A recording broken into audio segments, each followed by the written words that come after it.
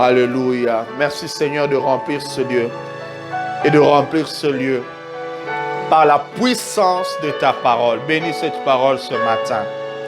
Au nom de Jésus. Amen. Bien-aimés, que le Seigneur soit béni. Aujourd'hui, nous allons partager la parole de Dieu autour de ce thème, la 9e heure. 2 points, le temps de la grâce. La 9e heure, le temps de la grâce. Vous allez me dire, mais c'est quoi cette 9e heure? Justement, la parole de Dieu est tellement merveilleuse. L'Esprit de Dieu, lorsqu'il a inspiré la Bible, a de manière progressive révélé certaines vérités, de manière progressive, afin que nous qui aujourd'hui avons la grâce d'avoir la Bible dans son entièreté, nous puissions saisir cette révélation. Nous allons lire Actes chapitre 3, versets 1 à 11. C'est là notre texte de base où nous allons découvrir la pensée de Dieu.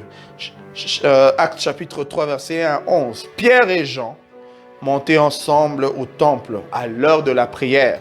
C'était la 9e heure. Si tu as ta Bible, tu peux souligner. C'était la 9e heure. La 9e heure, je vais l'expliquer, ça correspond à peu près à la fin de l'après-midi, aux alentours de 15-16 heures même. Il y avait un homme boiteux de naissance qu'on portait et qu'on plaçait tous les jours à la porte du temple appelé la Belle, pour qu'il demande l'aumône à ceux qui entraient dans le temple.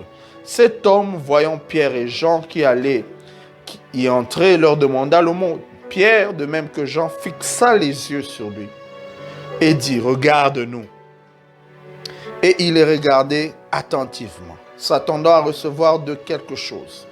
Alors Pierre lui dit, « Je n'ai ni argent, ni or, mais ce que j'ai, je te le donne.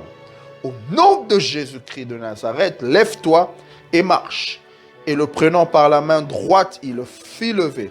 Au même instant, ses pieds et ses chevilles devinrent fermes. D'un saut, il fut debout et il se mit à marcher. Il entra avec eux dans le temple, marchant, sautant, louant Dieu. Tout le monde le vit, marchant et louant Dieu. Il reconnaissait que c'était celui qui était assis à la porte, la belle du temple, ou la belle porte du temple, pour demander l'aumône. Et il fut rempli d'étonnement et de surprise au sujet de ce qui lui était arrivé. Comme il ne quittait pas Pierre et Jean, tout le peuple était étonné, accouru vers eux au portique de Salomon. Amen. La 9e heure, bien-aimés, la 9e heure. Quelle est la révélation de la parole de Dieu par rapport à ce thème, bien-aimés? Vous savez, lorsqu'on lit la parole de Dieu, comme je venais de le dire, le Saint-Esprit a progressivement révélé certaines vérités pour les rendre complètes en la personne de Christ. C'est pourquoi la parole de Dieu déclare que l'Ancien Testament était l'ombre des choses à venir, mais le corps se trouve en la personne de Christ. Vous savez, il y a un certain nombre d'événements qui se sont déroulés dans l'Ancien Testament, qui sont liés à cette heure précise, à ce moment-là précis, qu'on appelle la 9e heure. Et comme nous allons le voir dans certains versets, on le désigne par d'autres noms. Souvent, vous voyez, dans la Bible, on parlera de l'offrande du soir, l'heure de l'offrande du soir. Donc, ensemble avec vous, nous voulons découvrir qu'est-ce que le Saint-Esprit est en train de nous enseigner. Parce que la parole de Dieu déclare que toute écriture est inspirée de Dieu et utile pour enseigner, pour convaincre, pour corriger, pour instruire dans la bonne voie, avec que l'homme de Dieu soit équipé et propre à toute bonne œuvre. Et je crois que par ce message, j'aimerais te pousser à comprendre ce que Dieu attend de nous alors que nous venons de célébrer le dimanche passé, la Pentecôte. Nous voulons continuer dans cette atmosphère du Saint-Esprit et voir ce qu'il désire accomplir dans nos vies et à travers nos vies. Je vais partager 6 vérités ou bien 6 caractéristiques de cette 9e heure. Et ensemble avec vous, nous allons parcourir d'autres textes ou bien d'autres références et revenir dans notre texte de base. Mais avant de commencer chacun de ces 6 points, juste un détail historique. Quand on parle de la 9e heure, dans la Bible, vous savez, c'était une autre époque, une autre culture. Ça ne correspond pas à 9 heures du matin chez nous. La 9e heure, pour les peuples qui habitaient au temps de Jésus, pour la Palestine ancienne à ce moment-là, correspondait plutôt à l'après-midi, parce qu'on commençait à comptabiliser les heures dès le lever du soleil. Donc, le matin était considéré comme la première heure et cela était subdivisé en plusieurs heures jusqu'à la fin de la journée. Donc, la 9e heure, comme je dis, ça correspond un peu vers la fin de l'après-midi, entre 15 heures ou 16 heures du matin. Et vous allez découvrir qu'il y a certains événements qui se sont passés dans la Bible pendant cette 9e heure. Alors, la première vérité que j'aimerais que tu comprennes, c'est que la 9e heure dont on parle dans la parole de Dieu et qui est évoquée par Luc lorsqu'il nous présente l'histoire des Actes des Apôtres, correspond à l'heure de l'offrande du soir. L'heure de l'offrande du soir. L'heure de l'offrande du soir, c'est une réalité que nous trouvons constamment dans la révélation de la parole de Dieu. En commençant par Exode chapitre 29, verset 39. Dieu a demandé à son peuple de lui présenter chaque jour 2 agneaux. Un agneau le matin et un agneau entre les 2 soirs. Et chaque jour, cet agneau était présenté. L'un le matin et l'autre vers le soir. Et ce moment-là correspondait en fait à ce temps dont nous sommes en train de parler. Regardez ce qui se passe sur le mont Carmel. Lorsque les prophètes de Baal invoquent Baal du matin jusqu'à l'heure de l'offrande du soir. Vous pouvez lire cela dans 1 Roi chapitre 18, verset 29 à 36. Ils ont invoqué Baal, mais Baal n'a pas répondu. Alors, la Bible dit qu'au moment de la présentation de l'offrande, au moment de l'heure de l'offrande du soir, donc à la 9e heure, c'est là qu'Élie va venir et prendre le relais. Il leur dit, bon, arrêtez votre cinéma. C'est maintenant le temps où la gloire de Dieu doit se manifester. Et c'est comme ça qu'Élie va construire, rebâtir l'autel. Il va même demander qu'on y mette de l'eau. Et il va invoquer Yahweh. Il va invoquer le Dieu du ciel. Et la Bible dit que la gloire de Dieu, le feu de Dieu est descendu. Élie a expérimenté ce miracle à l'heure de l'offrande du soir. Esdras, dans Esdras chapitre 9, versets 4 à 5, pendant qu'il a imploré la faveur de Dieu, il a vu que ses frères étaient tombés dans le péché en mariant des filles étrangères. Et vous savez le piège pour Israël, lorsqu'à chaque fois qu'Israël s'était mêlé en ayant des relations avec des femmes étrangères, ces femmes ont toujours incliné leur cœur vers l'idolâtrie. Et Esdras, dans ce passage, est en train de pleurer ensemble avec les anciens du peuple de ce qui était arrivé. Ils étaient tristes, ils étaient abattus toute la journée. Mais c'est à l'heure de l'offrande du soir que l'attitude a changé. Esdras s'est levé et il a commencé à faire une prière par rapport à son peuple. La même chose se passe avec Daniel. Daniel chapitre 9, verset 21. Et là, on nous montre que Daniel, qui avait déjà commencé à prier pour la restauration de son peuple, il dit au verset 21 que c'est au moment de l'offrande du soir que l'homme Gabriel, donc l'ange Gabriel, va venir apparaître à Daniel pour lui expliquer des choses qu'il ne comprenait pas. Donc, Dieu a permis que son ange arrive spécialement à cette heure-là précise où on présentait le 2e agneau du jour. Et en fait, toutes ces réalités nous amènent à quoi? Ou bien nous amènent à qui? Toutes ces réalités que nous venons de voir sur le fond du soir nous ramènent en la personne de Jésus-Christ. Alléluia. En effet, Jésus-Christ a été crucifié. La Bible dit qu'on l'a crucifié dès la 3e heure. Il était là jusqu'à la 9e heure. Marc chapitre 15, versets 33 à 37. Et c'est à la 9e heure qu'il a crié, « Père, Père, pourquoi m'as-tu abandonné ?» Et la Bible ajoute qu'il poussa un grand cri. Et ce grand cri, Jean nous donne le détail de ce grand cri. Il a crié, tout est accompli. Et c'est à cette 9e heure, à l'heure où on présentait l'agneau dans le temple, c'est l'heure où Jésus également était en train de rendre l'âme et il a accompli l'œuvre pour laquelle Dieu l'avait envoyé. Il a accompli l'expiation de nos péchés. Et ensuite, il a rendu l'âme. Donc, l'heure de l'offrande du soir, la 9e heure, correspond au sacrifice de Jésus à la croix, correspond à cette nouvelle saison que le Seigneur nous introduit à cause de son sacrifice à la croix, à cause du fait qu'il a accepté de mourir à notre place. La 9e heure, c'est la nouvelle dispensation, la dispensation de la grâce, où nous sommes sauvés, non pas par notre force, non pas par la loi, mais nous sommes sauvés par la foi, par la grâce de Dieu au moyen de la foi. Et c'est à cette heure précise que Pierre et Jean vont aller à la prière. Et là, nous revenons dans notre texte.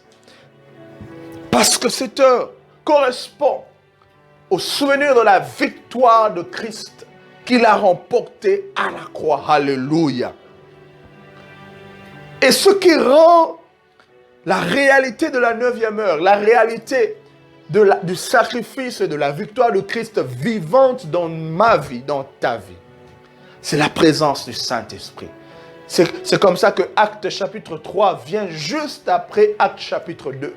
Après avoir été rempli du Saint-Esprit, après avoir expérimenté la réalisation de la promesse de Dieu, c'est comme ça que l'Église est maintenant prête à expérimenter l'infinie richesse de la grâce de Dieu manifestée par l'œuvre de la croix. Et c'est comme ça que Pierre et Jean, dans ce chapitre que nous lisons, ont pu expérimenter la puissance de Dieu. Ils ont fait ce que Jésus était en train de faire. Guérir les malades, relever les boiteux, ouvrir les yeux des aveugles. Parce que la 9e heure avait inauguré une nouvelle saison et que l'Esprit de Dieu était venu sceller cette nouvelle saison. Bien-aimé, en tant que chrétien, c'est le temps d'entrer dans une nouvelle dispensation de ta vie. Le temps où tu peux expérimenter la grâce de Dieu. Tu peux expérimenter la puissance de Dieu. Tu peux être un canal par lequel le monde reçoit la grâce et la faveur divine. Parce que Jésus a déjà tout payé. L'œuvre de la croix est mais l'œuvre de la croix est une facture qui nous donne le droit de recevoir la grâce de Dieu et d'être l'instrument de cette grâce afin de bénir les autres. L'heure de l'offrande du soir, l'offrande parfaite qui est Christ. Alléluia. L'heure de l'offrande parfaite. Donc la première vérité, c'est que lorsqu'on parle de la 9e heure, je viens de dire que ça correspond à l'offrande du soir.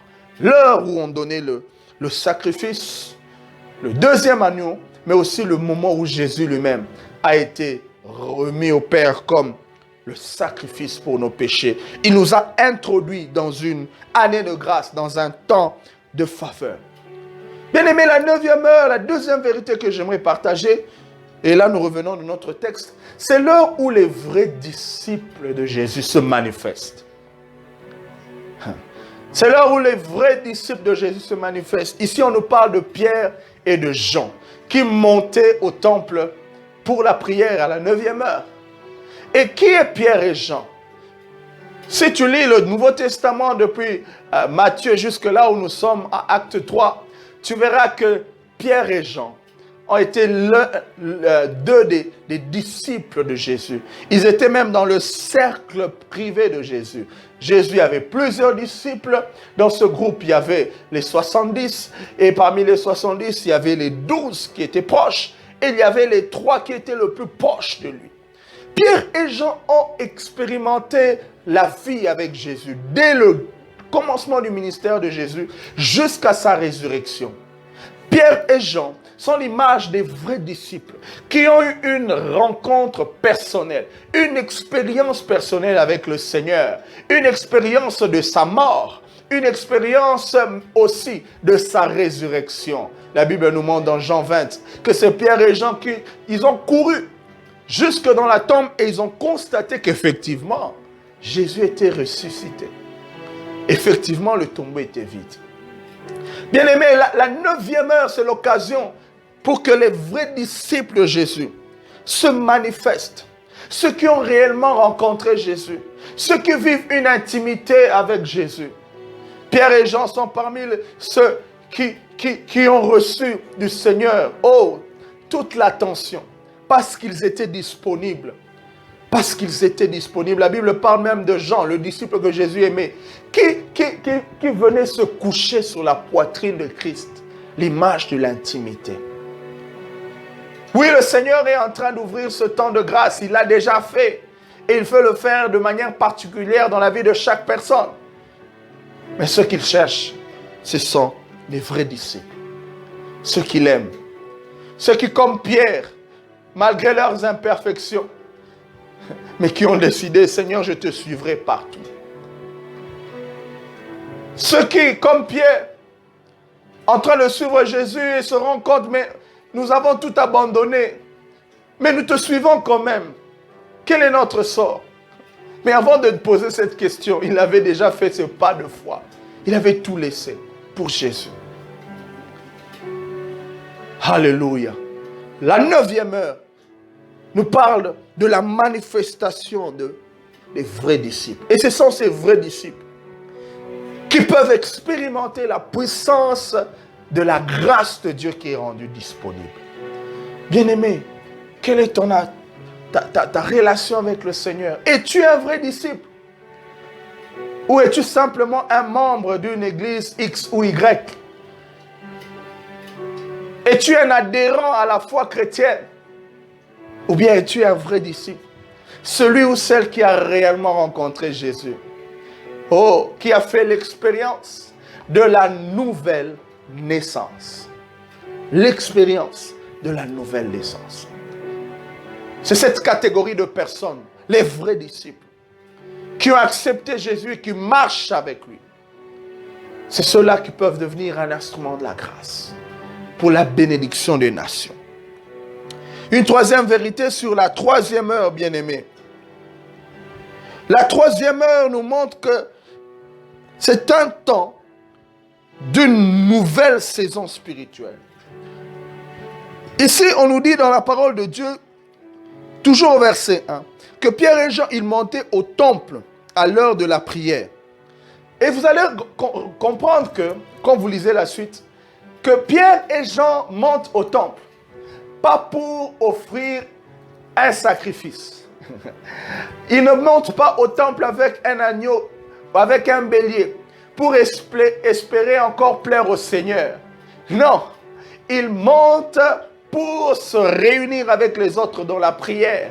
Donc le temple change de nature, change d'identité. Le temple de Jérusalem, qui était le siège de la spiritualité même de tout le peuple d'Israël, le temple devient pour les disciples un lieu de rencontre, un lieu de prière. Pourquoi? Parce que le vrai temple, dans la 9e heure que Jésus a inauguré, c'est nous, c'est toi et moi. C'est pourquoi la Bible dit que nous sommes le temple de Dieu. Ne savez-vous pas que vous êtes le temple de Dieu? Les temples physiques dans lesquels nous nous réunissons, qui d'ailleurs, pendant cette période, sont fermés. Certains sont en train de réouvrir dans notre pays, mais nous ici à Kinshasa, ce n'est pas encore ouvert. Donc le temple, c'est le lieu de prière, c'est le lieu de rencontre. Mais le véritable temple, dans cette nouvelle saison spirituelle que Jésus a inaugurée, c'est toi, c'est moi. Et ton cœur correspond à ce lieu très très saint où il y a l'arche de l'alliance, le symbole de ta relation avec le Seigneur. Le vrai temple, c'est toi. Dans cette nouvelle saison spirituelle, ce n'est plus la saison où on espère plaire à Dieu par des sacrifices. On ne plaît pas, dans la nouvelle saison où nous sommes, dans le temps de la grâce, on ne plaît pas à Dieu à cause de ce que nous faisons. Mais nous plaisons à Dieu à cause de ce que nous sommes. Résultat de ce que Jésus a fait. Bien-aimé, même si tu décides de jeûner toute ta vie pour Dieu, laisse-moi te dire, tu ne pourras pas le plaire par tes œuvres. Jésus a accompli tout pour nous. Et c'est notre responsabilité maintenant de comprendre que nous sommes le temple de Dieu. Nos vies sont le temple de Dieu. Et dans ce temple, nous devons offrir chaque jour cette propre vie comme un sacrifice vivant, saint et agréable à Dieu. Comme le résultat de notre gratitude envers celui qui a tout donné. La consécration au Seigneur. Toi qui fais un effort de maintenir ton apparence, laisse-moi te dire que dans la nouvelle saison inaugurée par Jésus en cette 9e heure, ce qui est important, c'est ce que tu es à l'intérieur. C'est ta vraie nature. 4e chose, bien-aimé, la 9e heure, c'est un temps de grâce pour l'humanité. L'humanité qui est paralysée. Regardez cet homme. On parle de cet homme à partir du verset 2 et 3. Un homme boiteux de naissance qu'on a porté et qu'on plaçait tous les jours à la porte du temple. Pour qu'il fasse quoi? Pour qu'il demande l'aumône à ceux qui entraient. L'humanité, le monde dans lequel nous vivons aujourd'hui ressemble à cet homme. Nous vivons dans un monde paralysé. Paralysé par quoi? Par le péché. Depuis que le péché est entré dans l'humanité, la relation de l'homme avec Dieu a été brisée. Et ceux qui n'ont pas encore compris qu'il y a une solution à ça, vivent encore comme cet homme boiteux. Et je vois 3 caractéristiques lorsqu'on nous parle de lui. Premièrement, on nous dit qu'il était boiteux de naissance, il était infirme de naissance. De la même manière que la Bible dit, tous sont péchés et sont privés de la gloire de Dieu. L'homme né dans le péché, dans la nature pécheresse. Souvent je dis, vous pouvez vous poser la question, prenez un enfant d'une année, 2 ans qui apprend à parler, qui apprend à se comporter. Vous verrez que naturellement, même cet enfant, on peut dire, oh c'est un ange, il est mignon, gloire au Seigneur, parce qu'il est créé à l'image de Dieu. Mais ce petit enfant, vous allez voir qu'il aura un enclin facilement à pencher vers le mal que même vers le bien. Pourquoi? Parce que c'est naturel. D'où vient l'égoïsme d'un enfant? Même lorsque c'est toi qui lui as remis un paquet de biscuits, quand tu vas lui redemander, est-ce que tu peux me donner un des biscuits là? Tu verras que l'égoïsme, c'est dans la nature de l'homme. Il ne va pas te donner. À moins qu'on puisse l'enseigner à donner. Mais naturellement, la nature qu'il y a en lui, en cet enfant, lui penche vers le mal. Deuxième caractéristique, on nous montre qu'il était dépendant. On devait le prendre et l'amener chaque jour dans le temple. Il n'avait pas la possibilité d'aller lui-même là où il voulait. Il dépendait des autres. Et troisième caractéristique, il était là à la porte de la belle. Et l'histoire nous raconte que c'est à cette porte qu'entraient les gens riches. Lorsqu'ils venaient au temple, c'est par la porte de la belle que les personnes riches venaient. Et ils savaient qu'en se plaçant de manière stratégique à cette porte, ils pouvaient recevoir de l'aumône. De la même manière, nous voyons que le monde aujourd'hui est paralysé à cause du matérialisme. Et ce matérialisme a même pénétré l'Église, où les hommes ne se tournent que vers l'argent, vers les biens matériels. On oublie l'essentiel. Dans un monde paralysé, la 9e heure, l'œuvre de la croix, l'œuvre de Jésus, qui est manifestée par le Saint-Esprit, nous aide à comprendre que c'est un temps de grâce pour l'humanité. De la même manière que cet homme a été visité. Je crois que là où tu me suis, peu importe le péché dans lequel tu t'es enfoncé, la grâce de Dieu est disponible pour toi au nom de Jésus. Je ne sais pas qu'est-ce qui t'a paralysé. Paralysé émotionnellement, physiquement, même mentalement, spirituellement. Tu sens que tu n'avances plus. Peut-être tu avais ouvert une certaine porte une porte à l'ennemi. Mais j'annonce qu'un temps de grâce dans ta vie, car la 9e heure ne s'est pas encore écoulée. Cinquièmement, bien-aimé, la 9e heure, c'est l'heure où Dieu a un regard favorable sur l'homme. Dieu a maintenant un regard favorable. Et ce regard favorable nous est démontré par l'attitude de Pierre et de Jean face à cet homme boiteux. Verset 4. On dit que Pierre, de même que Jean, fixa les yeux sur lui. Certainement, lorsque les gens venaient au temple, les gens pouvaient lancer un regard de pitié. Oh, vraiment, le pauvre, il est toujours là en train de mendier. Le regard des hommes est différent. Mais le regard de Dieu, c'est ce regard que nous également, en tant qu'Église, nous devons avoir. Vous savez, lorsque je prends ce téléphone, ce smartphone,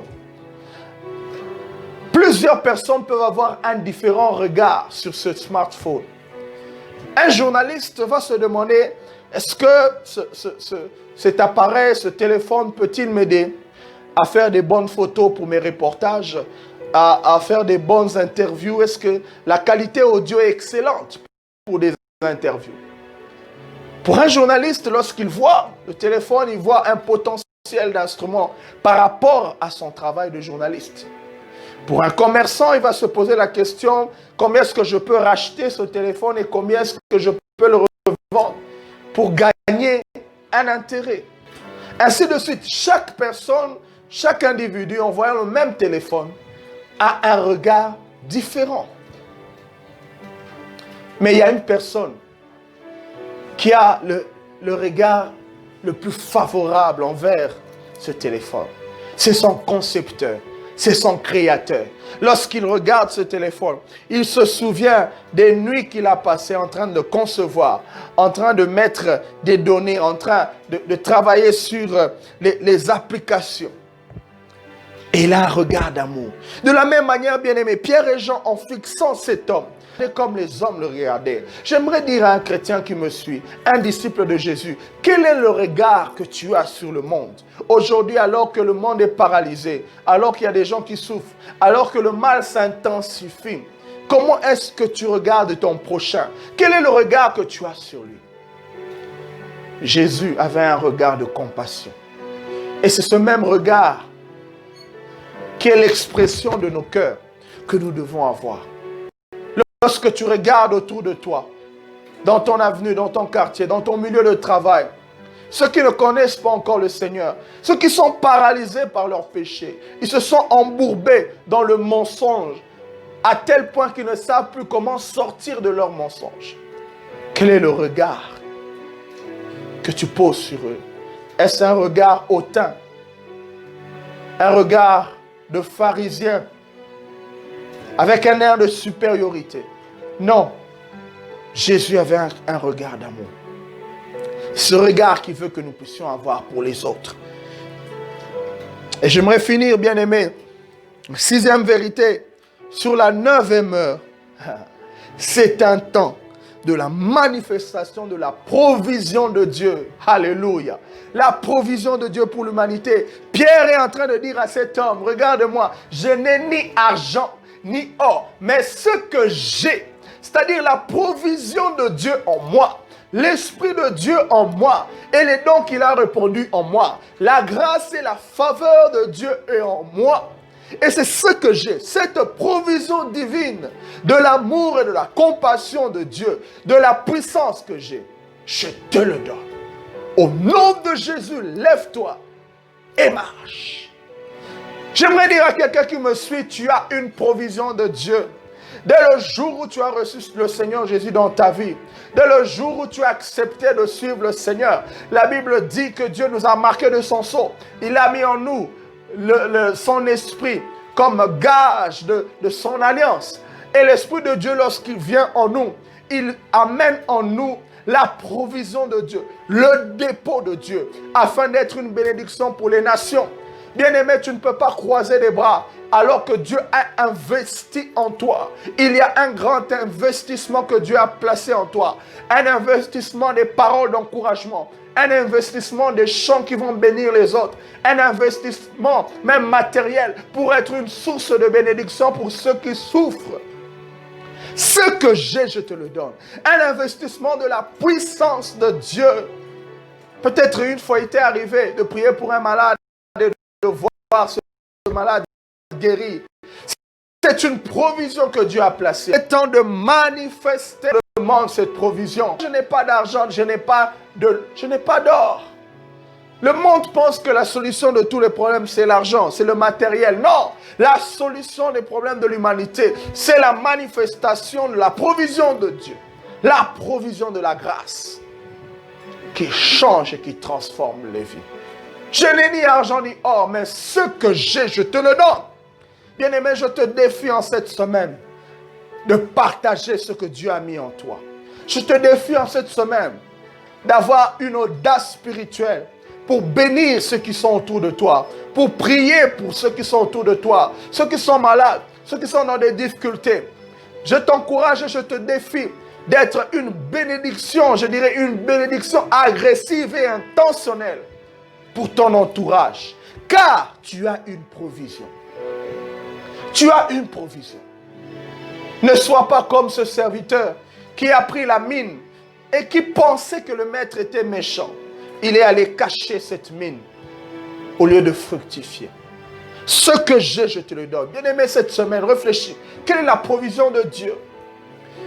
Peut-être ce sont des simples conseils. La sagesse de Dieu en toi. Cela peut être une grande source de bénédiction pour ceux qui sont autour de toi.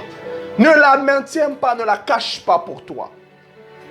Ta vie est une provision de Dieu pour les autres. Expose ta vie. Qu'elle soit lue. Nous sommes des lettres écrites, dit la parole de Dieu. Pour que le monde le lise et comprenne que nous sommes la provision de Dieu. Oh bien-aimé, la 9e heure. Jésus a tout accompli. Il a inauguré un temps de grâce, un temps de faveur par sa mort et sa résurrection. Le Saint-Esprit est venu manifester cela à travers la Pentecôte. La balle est dans notre camp. Seigneur, je te dis merci pour cette parole. Merci parce que nous sommes le fruit de la 9e heure. Nous sommes le fruit de l'œuvre de la croix, de l'offrande du soir qui a été offerte à Dieu une fois pour toutes, afin que l'humanité reçoive le salut. Seigneur, je prie que nous soyons comme Pierre et Jean, des vrais disciples qui vont mettre en application cette parole, ouvrir leur vie, ouvrir leur cœur et bénir les nations par la provision de la présence de Dieu, la provision de la sagesse de Dieu, la provision de la puissance de Jésus, la provision du nom de Jésus, ce nom qui est favorable, ce nom qui est élevé au-dessus de tous les noms, ce nom devant qui tout genou fléchit. C'est notre provision, Seigneur. Nous voulons la manifester, éternel Dieu, afin que ceux qui souffrent soient sauvés, ceux qui pleurent soient consolés, ceux qui sont tombés soient relevés au nom de Jésus. Je prie maintenant pour quelqu'un qui ressemble à cet homme boiteux, qui a été paralysé spirituellement, physiquement, émotionnellement, par une déception, par une maladie. Maintenant, reçois ta guérison, reçois ta restauration.